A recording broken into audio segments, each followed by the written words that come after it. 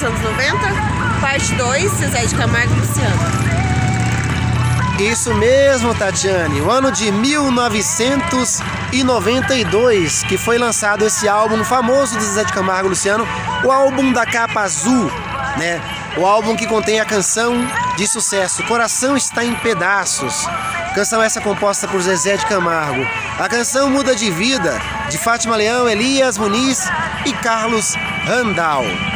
E também temos a canção de sucesso Cara ou Coroa, que é a versão da canção latina Cara ou Cruz, de Vila del Torre e A. Monroe Fernandes, versionada aí por Carlos Cola. E também a canção de sucesso Voando Sem Asas, essa do compositor Joel Marques. Temos também a canção Leva Minha Timidez, canção essa composta por Zezé de Camargo e José Ricardo Correia. Um álbum de grande sucesso que contou também com a canção Garoto de Rua, que falava aí das dificuldades da criança de rua. E temos também a canção Coração na Contramão, canção essa de Zezé de Camargo e César Augusto.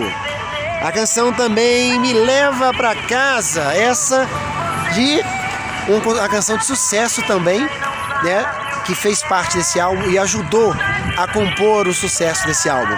Temos a canção também Não Tem Jeito Não, canção essa de Fátima Leão e Elias Muniz. Também encontramos a canção Por Deus, canção essa de Zezé de Camargo e Wellington Camargo.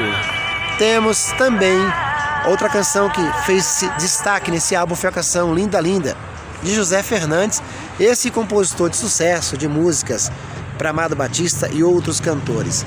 A canção também Cama de Capim. Cama de Capim é uma canção de Mário Maranhão e Marco Camargo. Temos também a outra canção de sucesso desse grande álbum, foi a canção Muda de Vida, Garoto de Rua, Leva Minha Timidez, entre outras. E por aqui hoje estamos conectados, falando de música e voltando no tempo. Um abraço a todos.